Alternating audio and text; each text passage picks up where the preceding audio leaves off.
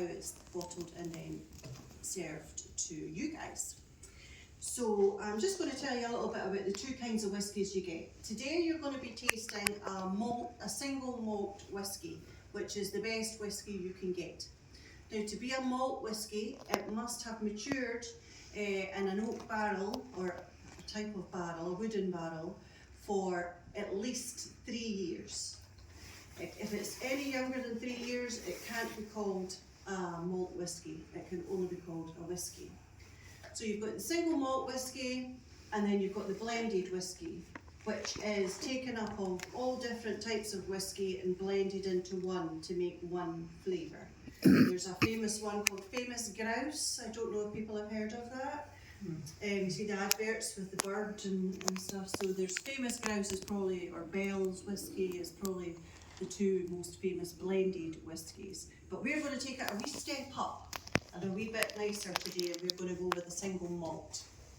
And the one we're going to talk about today is the 10-year-old single malt whisky made at Ben Nevis Distillery, which is in Fort William. I don't know if you guys seen the building. It's a great big white building. In fact, I've got a picture of it here. Where is it? This building here. People seen it? Have we passed it at any point? No, not familiar.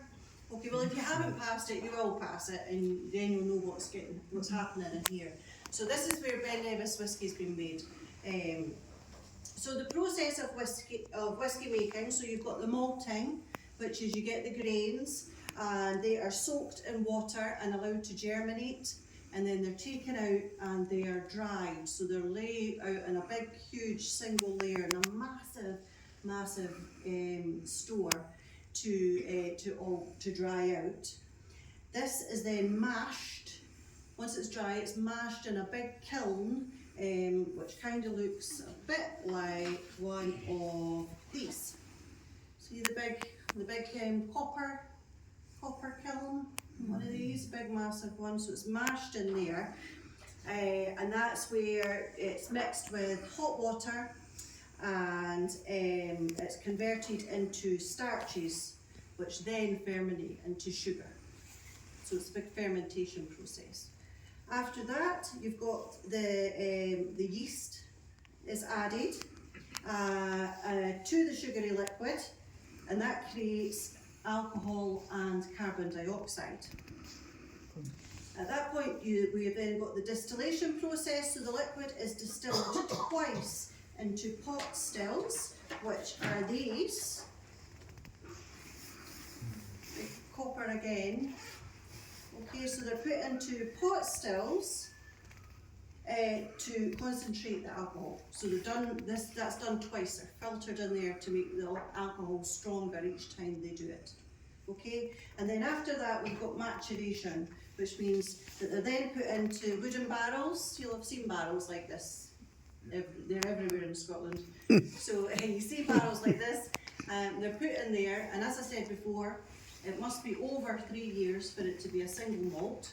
But this one that we're going to try today sat in the barrels for 10 years. So it's a long time, but the longer it's in the barrel, the stronger the flavour becomes, the smoother the alcohol becomes, and the more expensive the alcohol becomes. But the kind of most popular years are 10, 15, and 25 are kind of our most popular years. But we're going with a 10 today. Okay. So we have got several regions in Scotland of different kinds of whisky. So you've got Speyside, which is known for sweet and fruity whiskies. Then you've got the Highlands, which is known for, well, we kind of do a mixture of everything really. We've got light and floral, we've got sweet whiskies, we've got really bitter or smoky, like peat. It goes through the water travels through the peat here. So we do quite peaty whiskies as well. And then you've got Islay, which is really the heaviest peaties. They're very, very smoky. And Islay whiskies are known as the whiskey drinker's whiskey. So it's not for the light-hearted. They're very, very strong and very bitter on the throat. And then you've got Campbelltown, which is known for briny, vinegary sort of draws your cheeks in when you take a sip. And then you've got the Lowlands, which are light, sort of grassy whiskies. So when you taste it, it almost tastes all green. I know that's a really weird thing to say, but you can taste the greenery in it. So we're going to be tasting some whiskey, if you wish, in a little while. So I'll talk you through how we taste it. It's not just a throw it back. There's a method to our madness here. So, but before we do that, just say, making whiskey is a complete and utter art form. You know, people train for years and years to perfect the process. There's lots of micro distilleries popping up now where people are making blended whiskies or they're making malts, but they're not to the professionalism or perfection of a company like Ben Nevis, which has been established, I think, since the 1700s. So it's been around for a long, long time. So that shows you as well the quality of the whiskey that they provide. Okay, does anybody want to have a taste? Would you like a taste? Yes. Well, come up and get everything. If there's not any more, I'll pour some more. So please come up and get a little. Don't be shy. Don't be shy. Come on. And I will pour more, so if there's not there, don't worry, I will pour more. And tell us how to taste. I will tell you how to taste.